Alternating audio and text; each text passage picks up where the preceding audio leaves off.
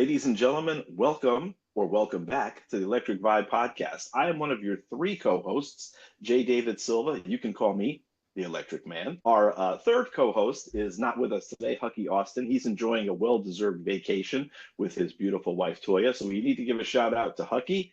But our other co-host is my esteemed brother from another mother, known as Kurt Sailor Hoffman. I'm going to start trying to use that nickname. The sailor part I'll explain after the show's over with. So, yeah, great to be back, Jay. Yes, it's great to see you. We're back on track. We're still, putting out some great shows, some great content. And speaking of great shows, we need to talk about today's guest. So, Kurt, if you would do the honor. It would be my honor and pleasure so to do, Jay. So, we have with us here Martin Kember. Martin, you're going to get your flowers in real time here, at least virtually, with a slight millisecond delay. So, Martin Kember is an American R&B and soul musician, singer, songwriter, and producer. He was born in South London to an opera singer mother and an electrical engineer father on December the 19th. After a certain point, we don't count those things, right?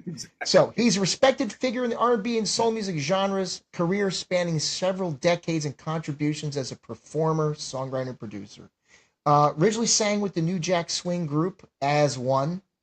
Came out in the early 1990s. Remember the days of the New Jack Swing movement? I miss those days. I mean, Teddy Riley, all that, Kyle West, I'll Be Sure. That whole genre is just, we just love it. And you had your boys there, Sean Harris, Jeff Gill, yourself, and L.A. Dre, who was part of NWA's crew there. Released 2 singles, With You and Trust in Me. Trust in Me, I believe, hit the top 40 back in the day. And then eventually, word got, you're good friends with the boy band singers All for One. Yes. And many years later, you were able to come into the Color Me Bad fold. A lot of people are like, wait a minute, is he written it? No. From 2012 to 2014, you helped Color Me Bad go back out on the road. Yes. I think you guys did a whole tour package with Silk. Yep, Silk and Troop. Oh my God! Now that, man, let me tell you, So of course we know Color Me Bad for I Want to Sex You Up, All for Love, I Adore Mi Amor, 3 Billboard #1 singles back in the day, and I think originally the original lead singer Brian Abrams is the guy you took over for the vocals. Yes, that's right. And then Warner Brothers.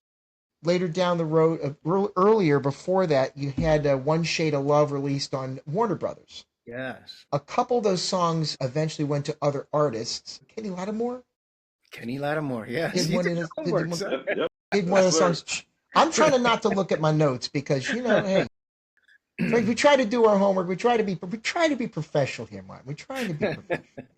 But personally, I like Cycles better, which came out in 2013. And if you haven't checked out Martin's solo catalog, he has had a lot of standalone singles that he's released over the years, quite a span there, over 10 years. But if you have a chance to check out his solo album Cycles, streaming on all platforms, It's Just Music is one of my personal favorites on that. It's very autobiographical too, talking about being born in South London. So Hey, so songwriting and production, you've written songs for artists. I just mentioned Kenny Lattimore, Wayne Brady, Guy Sebastian, produced official remixes for Tupac's album Until the End of Time.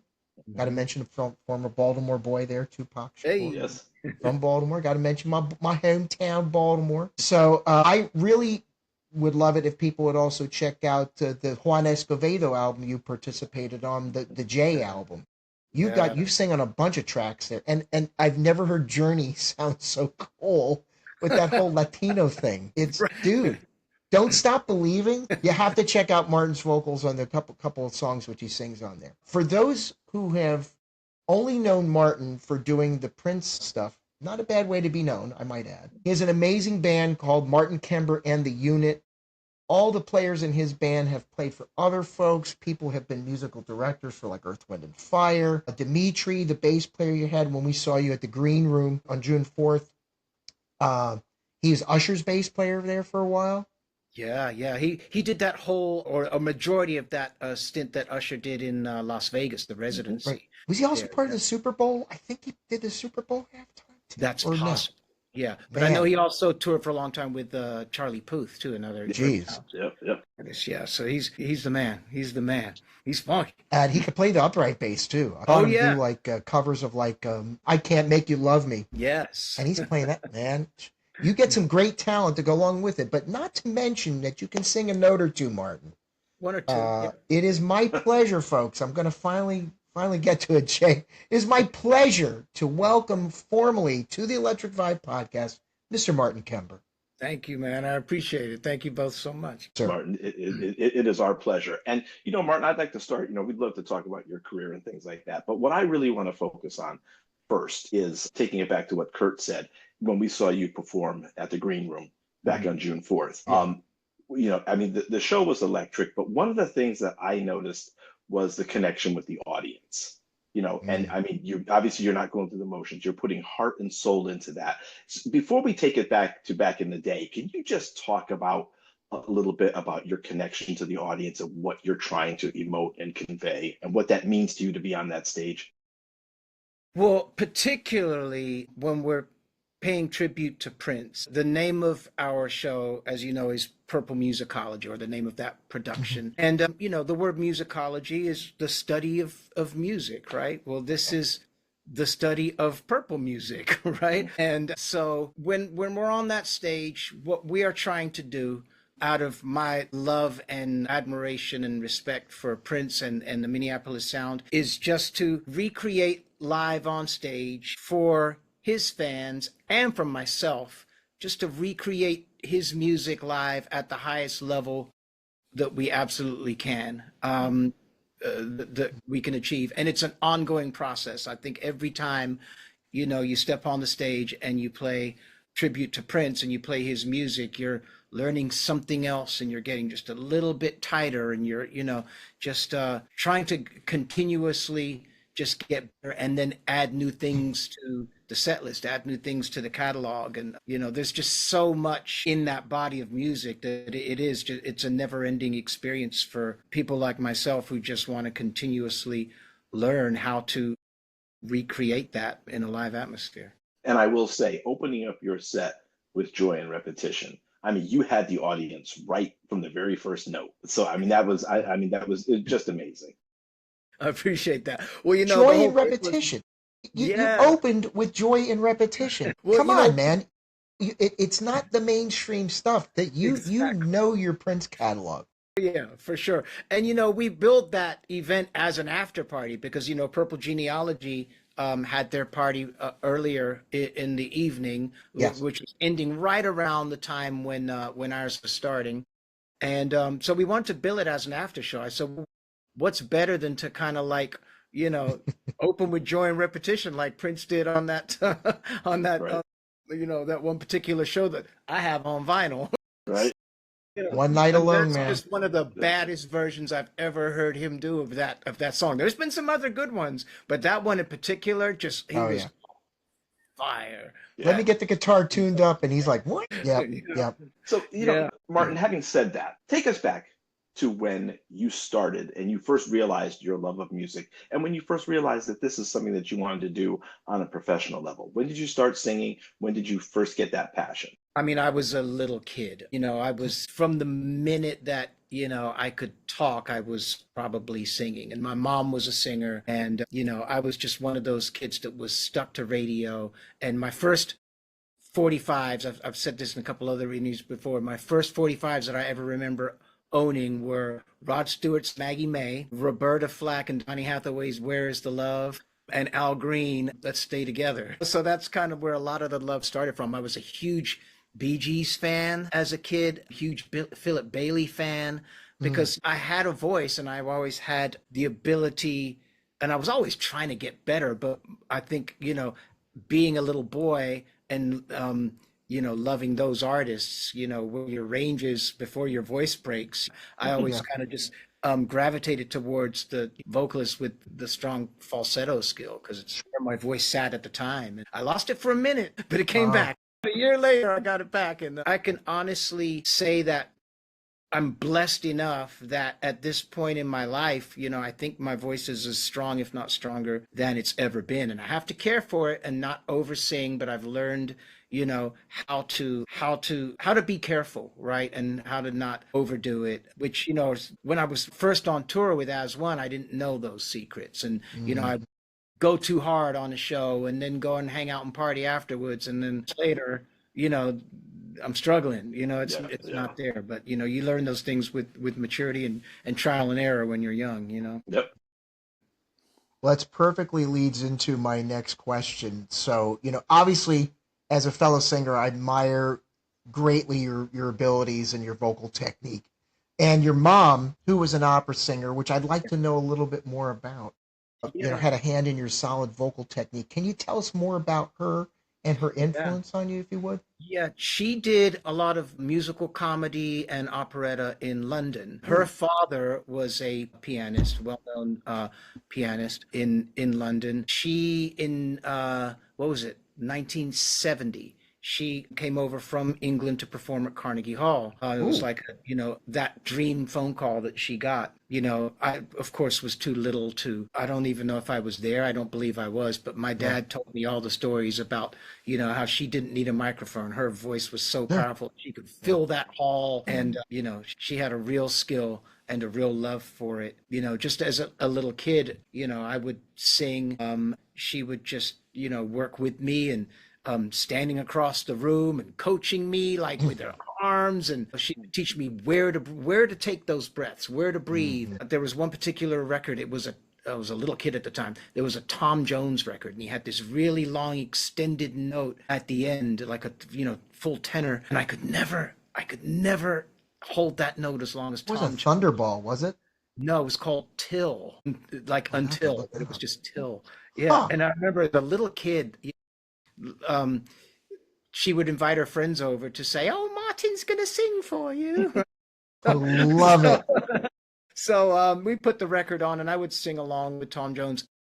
Um, at that point, I got to the end of the song, and I just remembered her words, like, take in that deep breath right here and just let it out slowly, let it out slowly and just concentrate on the pitch. And that one time I remember getting through and holding that note all the way to the end, and I just ran over and gave her a hug afterwards, like, I did.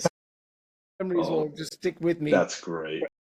Now they're both British citizens. We're both British citizens. Is that correct? Yes, yes, Where yes. did mom and dad's names, if I may ask? Dennis Kember and Eileen. Well, Okay. my mom's stage name was Aileen Byfield, but she went by her birth name on her birth certificate was actually Eileen, but Aileen Byfield was her stage name.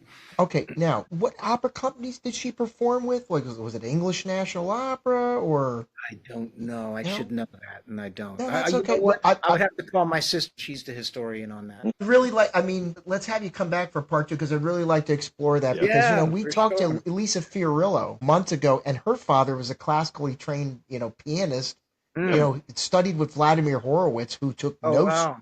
no student. Right. So we need to preserve their legacies not as Yeah, much as exactly. Absolutely. the legacies of the Sure. folks that you're preserving, like For Prince's legacy sure. and your own certainly. But She had these are the 178 record that she'd recorded at one point, and man, I wish I had that still today. God knows what happened to it. but But I she would, performed at Carnegie Hall. Right, right.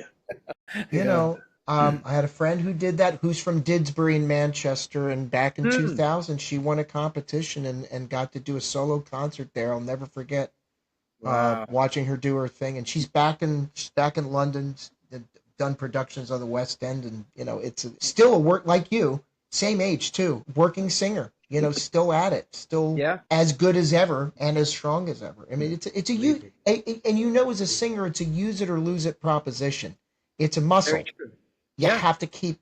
Absolutely. I mean, Absolutely. as we get older, we can't party like we used to. We can't fake, Trying we to- can't fake it either. There's no faking. Can't fake it. No, you cannot, So, especially doing Prince's repertoire.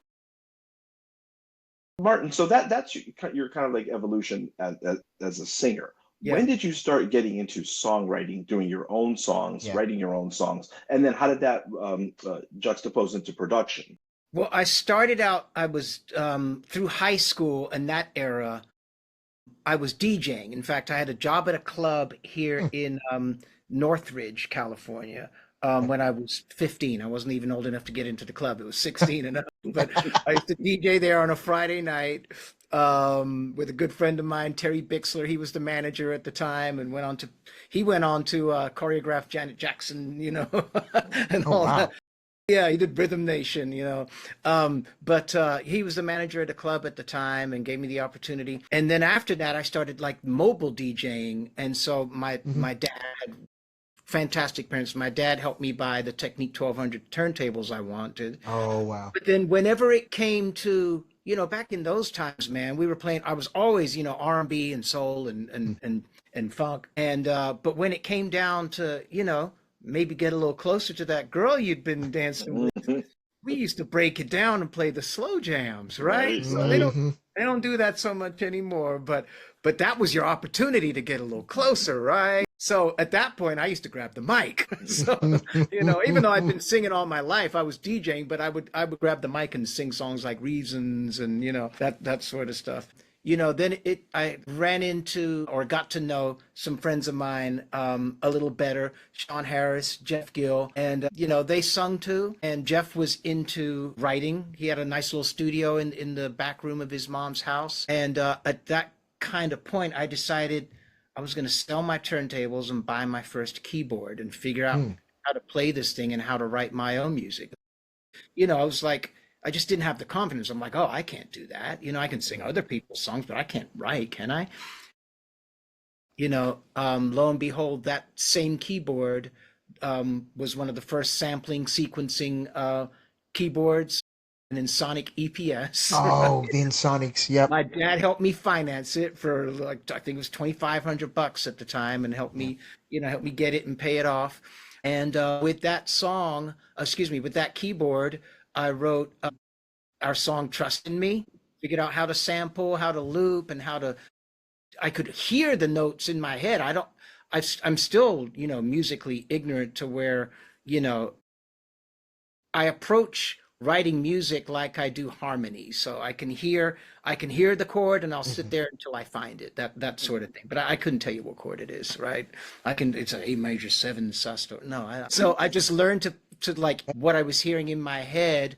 And one of my approaches also was like, to find an up tempo. And I'm like, well, what if we figured out that chord progression and made a ballad out of it, or vice versa? You know what I mean? Mhm. So I do those sort of things because Babyface always said the most talented songwriters are the most clever thieves, right? So, Right. so I Oh. kind of I was a huge Babyface fan, Teddy Riley Mhm. fan Oh. in those days. I wrote Trust in Me and With You on that same keyboard. And before too long, with the help of L.A. Dre, we shopped that demo around and got a deal. So Yeah.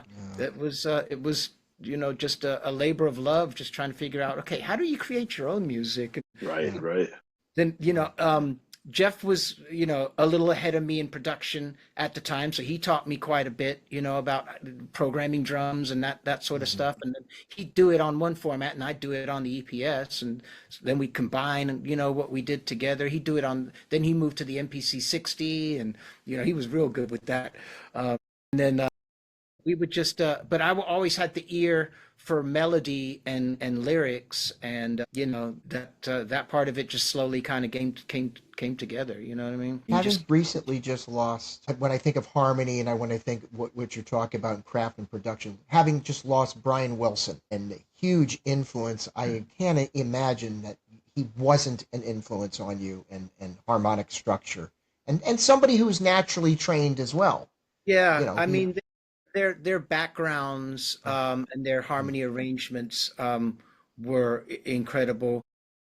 I will always gravitated towards, like I said, Earth, Wind, and Fire and Okay. and Bee Gees, and the soulful aspect of like Right. harmony there too. I Got mean, it. that was just what where my interest and my love for Sure. music kind of took me there. You know what I mean?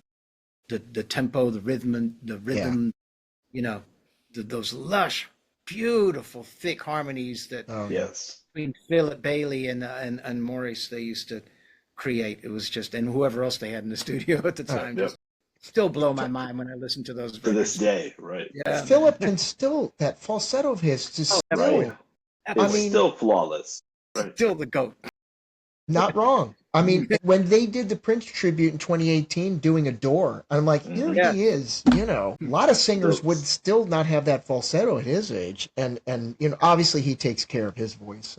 Yeah, yeah. So, I, Martin, I'd heard that he went through a certain time when he struggled too, and and you wouldn't know it now. The guy's, right?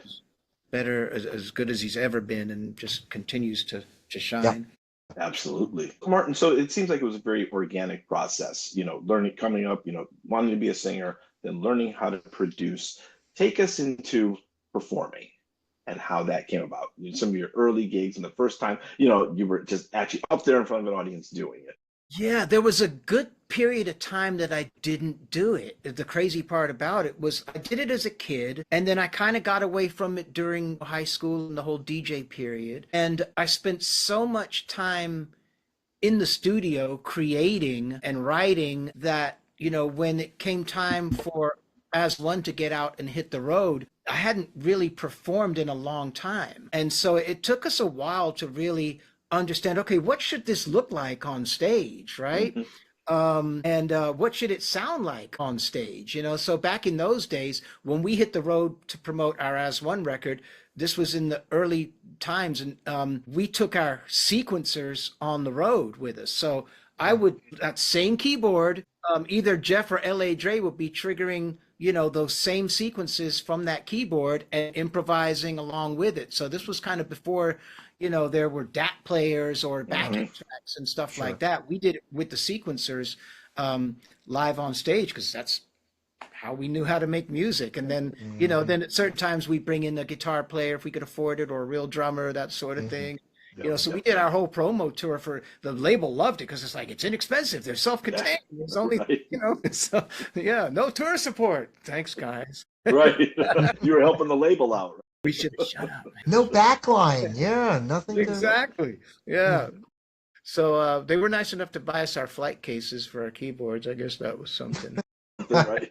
Do you still have that Insonic keyboard? I don't. I It's okay. sold it. But I still have my entire discs, because they used to come on those 3x5? I still have that floppies. entire library. So if I ever got my hands on another one, and I still have those discs all in the flight case too. So I Wow. would love to get my hands on one of those and load it up and just go down memory lane.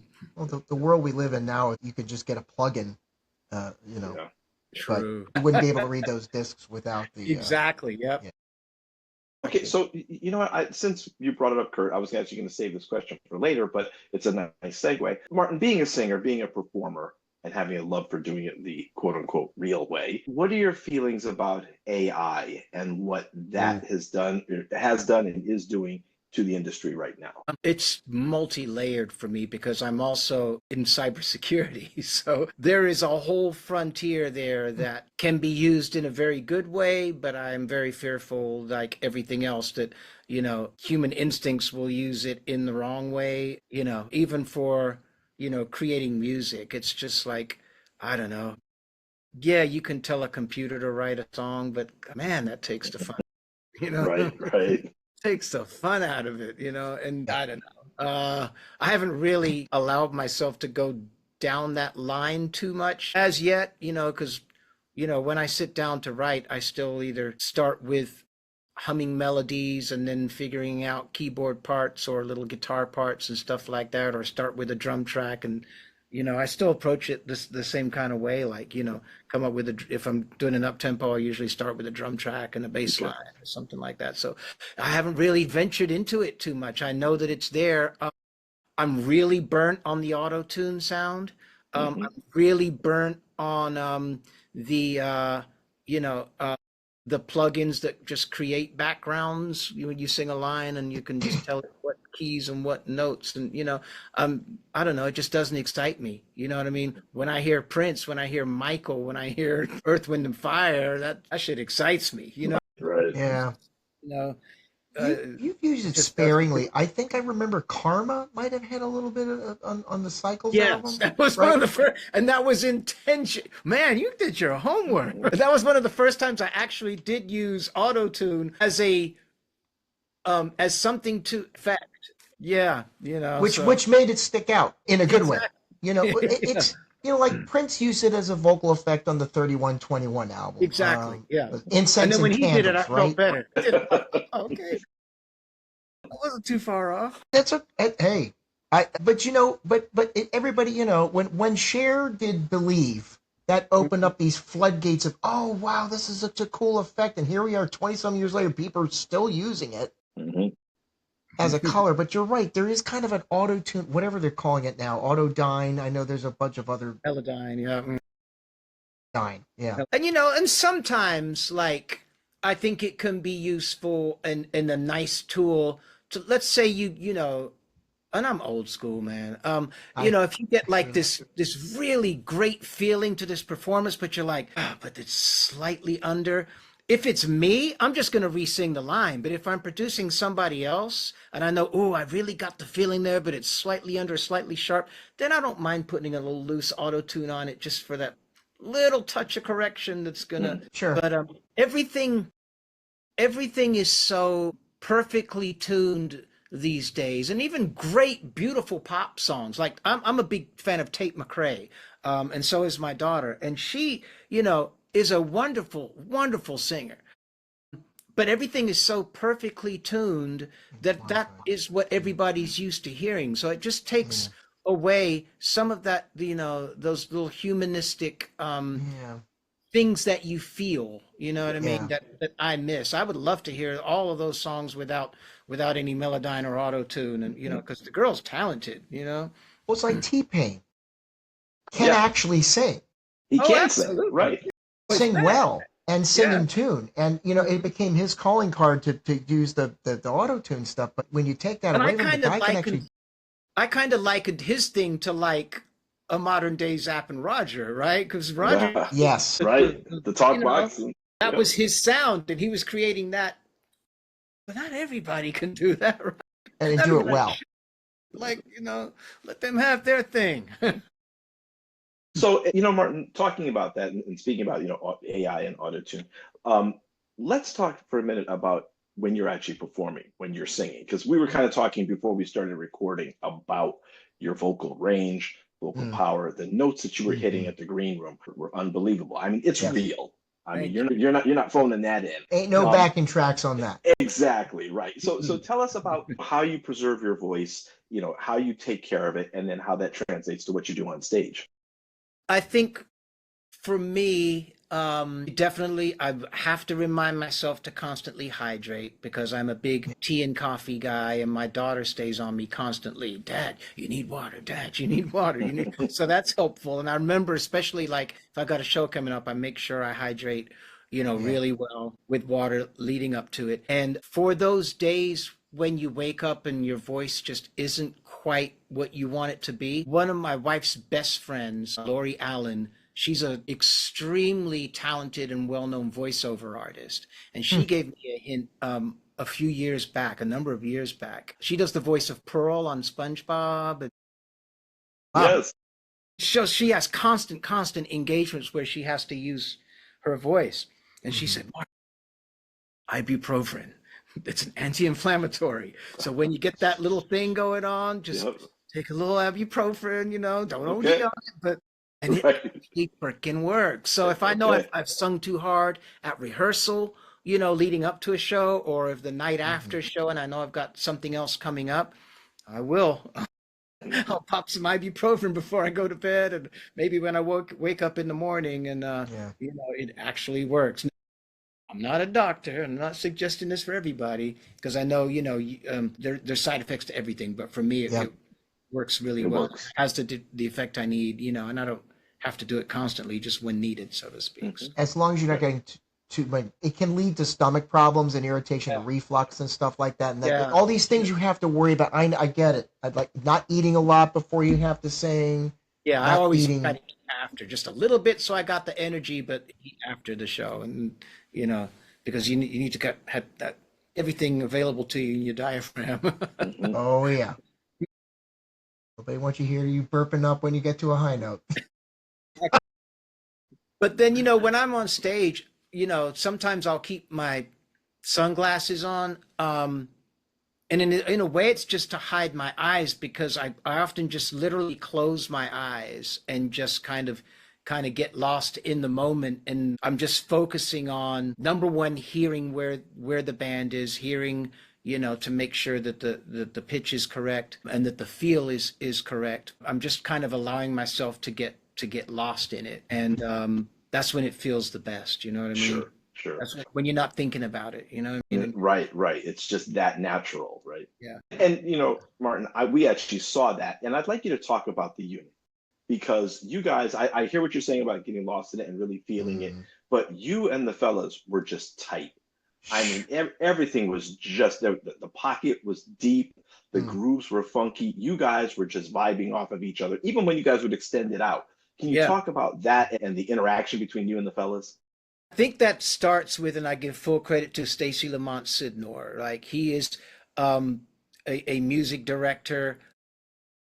His energy and just his creativity and his vibe just feeds into everybody else on the stage. So I think it starts with him, and then Dimitri and him, they lock so well together. That bottom end, they lock really Mhm. really well. And then so I think it starts there, with that bottom end and the rhythm, and then you add players like Kyle Bolden, who he's out touring with Corrine Bailey Ray at the moment. Wow. He's played with Stevie Wonder's guitarist for a while. He's constantly with the Jacksons, as is Lamont, by the way. But it's that when you know that you're with that caliber of musicians, Paul Vargas on keys, when you're with that caliber of musicians, it's like I liken it to, running with, a real NBA team. You know what I mean? You got to be on your game. You got Mhm. to hit your Right. shot. Yep. When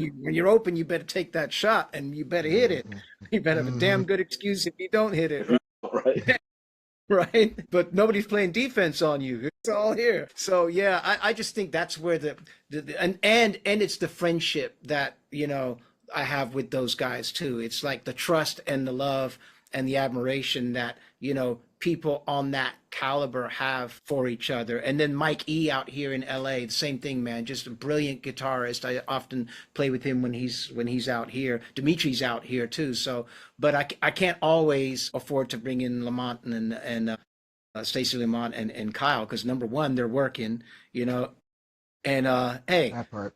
if Stevie calls, they're gonna be like, Martin, I hate to Right, break right. it to you, but so yeah, so I can't always, but I always try to, man, because I just love playing with those guys. But out here in LA too, I'll play with Les Cleveland, who played with the NPG for a while. Used to be Larry Graham's bass player. Excuse me, Larry Graham's drummer when he was, signed to Paisley Park, and then I actually met him when I went out with New Power Generation in 2019, and we did the I tour. saw him play drums Yeah, August 1st, 2019, so I know who that is. Okay, thank you for he is. clarifying that. He, 'Cause yeah, yeah, he's a bad boy too. And then if Les isn't available, I often play with Donnell Spencer too, who's just depending on who's available. yeah. Donnell Spencer, he played with Chucky Booker. He wrote "Turned Away" with Chucky Booker. So you Oh know, shit. Really? Okay. yeah, I saw I Chucky love that guy opening too. for the Rhythm Nation tour, was the music Donnell, love director for Chuck. that.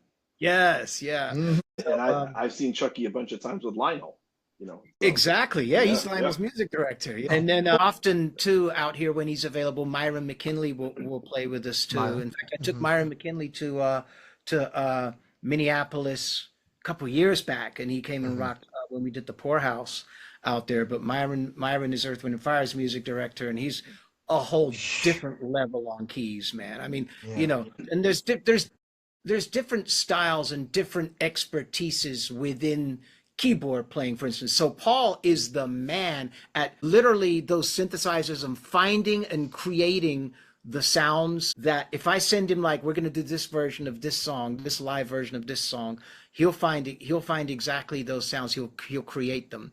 Like whereas Myron is less of a synth player, but oh my God, when he's on the roads, it's just piano and roads is just like, yeah, I mean, he's like Renato Neto level or more. I You know what got you.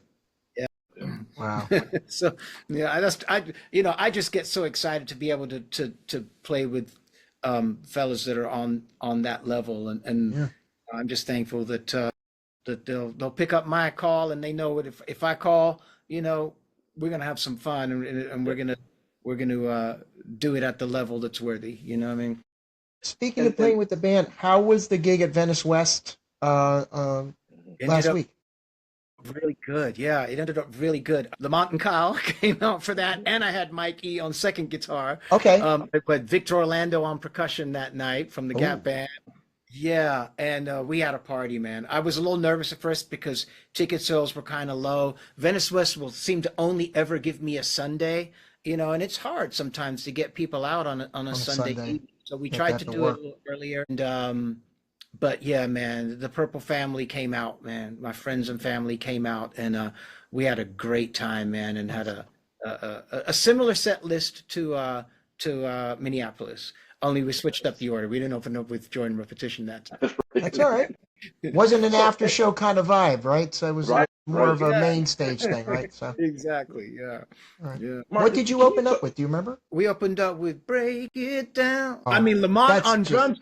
even that? come on. We heard you do it, man. We heard you Oh, do it in Instant the green energy, room. right? Instant energy, right? that's probably one of my favorite these Prince songs, hands Oh, down. man, Well, the that whole Gold Experience album. I'm gonna say this, Something and I'm else. just gonna claim it. I would rather hear Endorphin Machine. Yes, There I you have go. that version too, the record store Daver. I yeah. would rather hear Endorphin Machine than hear Let's Go Crazy. I'm just gonna Absolutely. say it. Yep. Yep. That it's just to me. And Martin, we have to say is when we were at Celebration, Jay, the gold show that we saw, they had unearthed and cleaned up the audio for the first Wembley show, the Gold Experience tour, where he played Hmm. no hits, just all the tracks from the Gold Experience album and all the triggers and samples that everybody had to do. And Hmm. Barbarella up there on a wire, with the Right. keyboard smoking coming out of it. And so I wonder how the hell these guys did it. I mean, I know It, hours of it was a practice, production. but the Yeah, production of it was insane. just crazy. Ju- I mean, you have to think that the entire concept started in Prince's mind, and then it's bringing it to life and getting the people that can pull it off. Martin, can you talk about George Michael? Yeah. Oh, please. I had to go there. Yes, you did. Absolutely.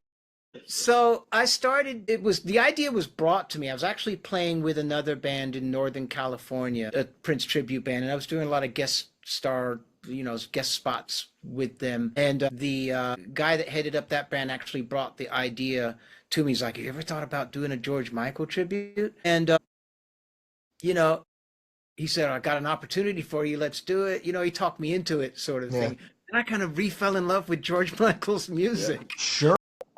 And I got to tell you that the more of his catalog that I've learned and studied, he is so precise. I mean, Yeah. every time you hear a live performance, he was so precise Yeah. and just, such a professional. And those songs are actually, some of his songs are actually harder for me to sing than the Prince songs because you're using your full tenor, you know what I mean? Your Hmm. full voice, you can't cheat and go to falsetto, even though I do sometimes play it off a little bit. But yeah, man, I just really, really enjoy playing his music, and I've only done a handful of shows since I decided to kind of bring the idea back. Last Halloween, leading up to Halloween, we did like an 80s night. We're like, hey, let's do Prince and George Michael in the same night, and we did that. Alfonso Starr, my Wow. great friend, came out, and we had like a Halloween costume party, and we did Wham, George Michael, and Prince all in the same night. And then from there, I got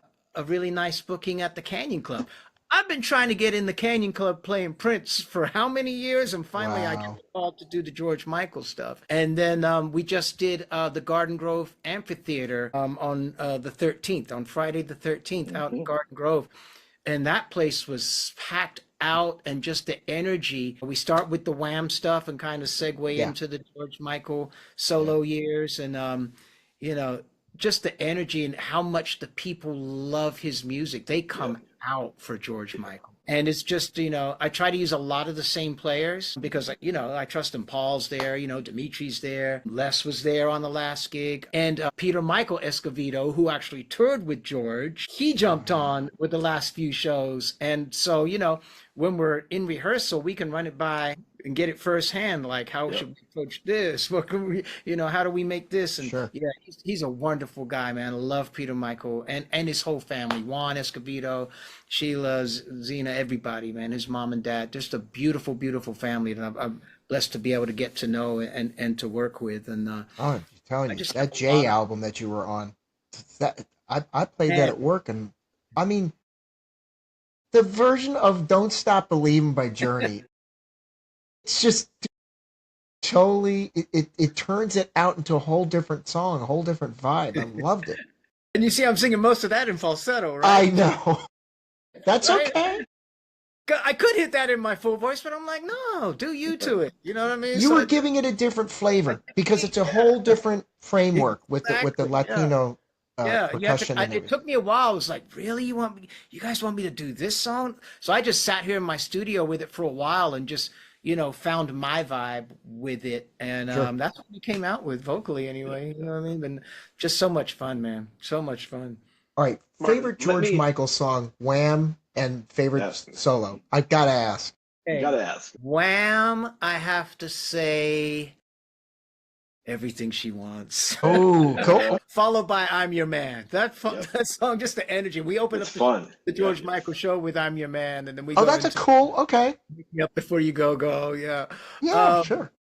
as far as George's song, they're still evolving for me because I've recently fell in love with Hand to Mouth. I love Ooh. recently, because I'm like, I need, everybody wants a 90-minute show. So, you Yeah. have to go a little bit deeper than just some of the mainstream Of hits. course. But I love Hand to Mouth. I love his version of You Are Far. Kissing a Kissing. Fool. That's Yep. slick. Beautiful.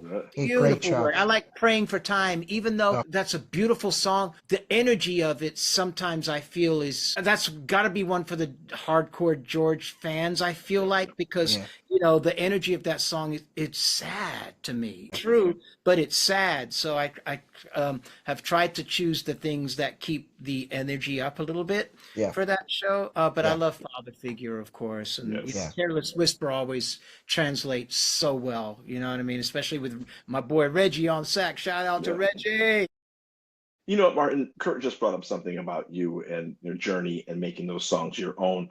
For me, here's a classic example of you taking a Prince song and making it your own. And this one, folks, is available on Apple Music and other streaming platforms. Your version of I Love You and Me. Yeah. It's just magical. Can you tell us what you were trying to do with that and how you were trying to interpret it as your own? I've always loved that song. Yeah. And, at the time I wanted to do an acoustic version of it. And my initial idea was to do it with like a nylon string acoustic and nothing else, maybe a little touch of percussion here and there. And I also, had the idea, well, he sung that kind of in his low natural. So I'm like, well, what if we did it an octave up and did it and approached it Yeah. like if Teddy, quiet. If approached that song like if he had done it in his falsetto. And so that was the idea behind it. So I called up Kyle Bolden, as we've spoken about, one of my man. favorite guitar players. He's like, I can do it, man, but I'm on the road and I only have my electric with me. And so he recorded that from his hotel room. I sent him my rough with me playing, nylon guitar on the keyboard, right? And I also picked up my guitar and did a few little tiny licks of things I heard here and there, you know what I mean, that are within my very low capability of playing guitar, right? And I sent him the demo, and he sent me back the tracks, and we just kept it like that. So that's actually in his electric. And then I just brought it back to the studio and mixed it and added a few more things vocally to it after what he inspired. And, I just... And on a little promo video I did for that, I always remember that video that Prince had with Mel B when she asked him about how do you feel about Yeah. people covering your music, and he Mhm. said, well, if it's done well and it's done respectfully, then I don't mind it at all, but I just try to keep that in mind. Like if you're going to touch a Prince song, bring something new to it and just try to do it well. You know what I mean? And, imagine he's looking at you, giving you the side eye in the corner of the room. So, what do you have on the horizon coming up in the not too distant future, Martin? Really excited about one show that we just booked. So the Canyon Club here in Agora, they're going to have us back, and now we're going to do Prince and George in the same night. So Same night. excited about that. Yeah, that's going to be a lot of fun. Who opens for who? That's the question, right? So I think it'll probably be Prince first because the George Michael thing was such a success at that venue last time. They'll probably want that as the headliner, but it gives me an excuse to do both, which is so much fun. So I'm super excited about that. And, I'm also just going to carve out time to get back in this studio and just try to be creative and try to write some more music. And not only that, but my little daughter, who's 16 years old, has a beautiful little voice. And I want to try to create some music for her too, along those Ariana Grande, Tate McRae, Gracie. Oh, okay. Billie Eilish. She loves the softer Billie. Well, she loves all the Billie Eilish songs, but her voice lends herself to that kind of thing, that very intimate kind of soft, beautiful tone. So yeah, so we're gonna do some stuff with Mila Kale too. But she's a force of nature in her own right. I mean, she's done modeling, she's done some acting, and now you got a triple threat on your hands, man. And she's 16. She is a fantastic dancer. Don't start me bragging about my little girl because I'll go on forever. But yeah, she's a beautiful, wonderful dancer, and she's got a great voice, and she's a great actress. And I just know that the first real thing that blows up for her, watch out because she's going to be overnight sensation. We're going to be like, not quite, but yep. Martin, and that begs the question because I'm a father of 4 with my beautiful wife. My queen, Robin. Shout out to Robin. Shout out, Robin. With as busy as you are, how do you balance the family life and the shows and just all of this? Because you've got a lot of stuff going on. You do a lot of your own promotion and production and things like that. How do you just keep it all together? I mean, it gets hard because I literally work my day job in cybersecurity, honestly, and I'm not exaggerating, usually a minimum of 10 hours a day. The blessed part about it is I work from home remotely. And so, I can start working, fresh out of bed in the mornings. And, when it comes time to wind down, that's when I'll just take a little time to myself. And if I've got a show coming up, I'm like, okay, let's get back to work. Now this is the fun work that you want to do, not what you got to do sort of thing. Right. And so, you just keep yourself energized like that. And sometimes, got out in the streets and went and handed out flyers for the Venice West show. I went and hit up Venice Beach. I went and hit up, they had a Venice convention, like a street food vendor event in Venice the day before. My little daughter was out there with me. We were handing out flyers, telling people about the show. And, I was so happy to see that some of those people actually showed up. So, cool. Like it was worth it. So yeah, it gets hard sometimes, but, my family comes first, my daughter and I and my wife we're really close. And, we're just, we kind of just stay in tune to each other and what we need, as much as possible. My wife's writing right now. And my daughter's on summer vacation right now. So yeah, it stays busy, but you just keep grinding. What else is there? You can sleep later on in life, right? Right. It's a shame that Jay, and I know you're going to, it's a shame that Hucky's not here to talk about cybersecurity with Martin, but we'll have you back on so that absolutely, because that's what he's been doing his whole life. Is that right? Okay. Yeah. Well, his first gig was the Purple Rain tour. Right. When he was 20. Hucky's our personal security guard for. Yeah, he's head of security. His physical security guard. Yeah. Yes. After Big Chick left. Yeah. So Hucky joined us back in March. And he's been putting in work. So like I said, he's on that vacation. His wife Toya is wonderful. We got to spend time with her last year out in Minnesota. So Hucky's taking a nice respite. But I wanted to say something to you, Martin, and we talked about this before we started recording.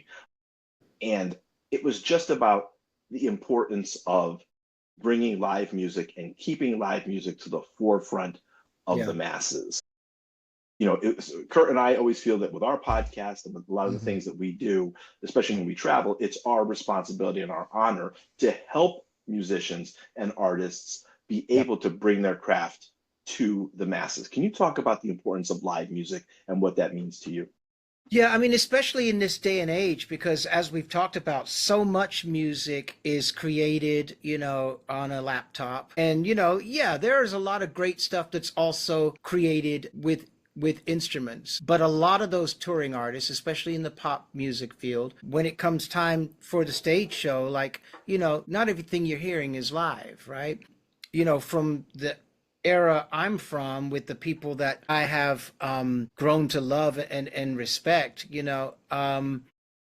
I don't ever want real live music by real musicians to become a thing of the past. And it's the music of my high school, teenage, childhood, and later years that I think that people continuously tend to discover, whether it be TikTok or whatever. Those were real musicians. Those were real Yep. live, creations. And so, I think just to get out there and have that level of the right musicians in one environment, creating something uh, to be presented all as one. I don't know, man. It just has a feeling that I can never I can never speak highly enough of.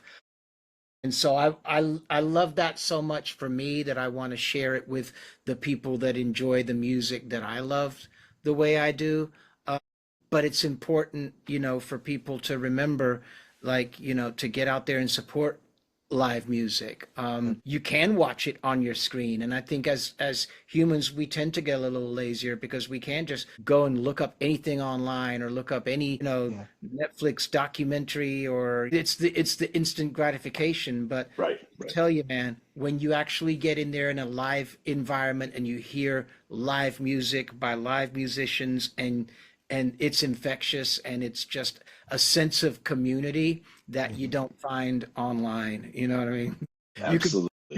you can continue to connect those relationships online, but being all there in the same room and experiencing it all together, Yeah. you just Nothing beats it.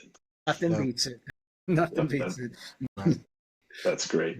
Kurt, Well, I can't tell you how much we really appreciate, and unfortunately, last time we weren't able to record this, but glad we were able to make this interview up with you Sir. and get Yes, to sir. spend some time talking about yeah. the real musicianship. I Mhm. mean, that's what this is really all about, Yeah. and you're just you deliver at such a high level. I would love to see this come to the East Coast again at some point. I know Yes. you've played DC some years back. Mm-hmm. City Winery. City Winery. City Winery. Yes. I tell everybody that does this Prince. He does, There are right? there's these Prince impersonators and stuff, and they do a great, okay job. They're middling. There's some who do better than others, but you're really doing the music justice. And to see Martin Kember and the Absolutely. unit do like a City Winery run, Oh man, that would that would be just be, fun.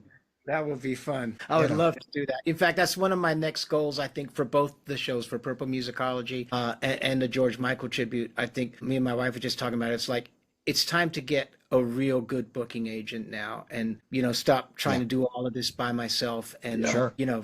get somebody on the team that can present these opportunities. And if they make sense, hey, let's go do it. You know what I mean? Hey, Sheila plays City Winery. Talk to her. right, right. Exactly. So I'm just saying, man, you know Yeah. you got Sheila, you got the Escovedo's ear somehow, man. We'd Right. love to see you come out here. But Yeah, I'd really, love to. thanks again for coming out here, taking your time, Martin. It's just Absolutely. great to talk to you finally Yep. and Yes. get to know you a little bit. But continued success and blessings and love and health to you and your family. Oh, And my. as we always say here, before I close, rising tide lifts all boats. Jay. I'm going to say once again, Martin Kember, thank you very much for joining us. It was our pleasure. You have a home at the Electric Vibe I podcast, and appreciate I'm that. sure we're going to see you again. Thank Um, you both. Folks listening at home or watching at home, if you like what you see and heard, please hit that and smash that like and subscribe button. It is our passion and our desire to keep bringing you great content by great musicians and artists like Martin Kember, and we appreciate your continued support. And as I like to say before we close, when the universe comes knocking, you have to answer that door. Peace.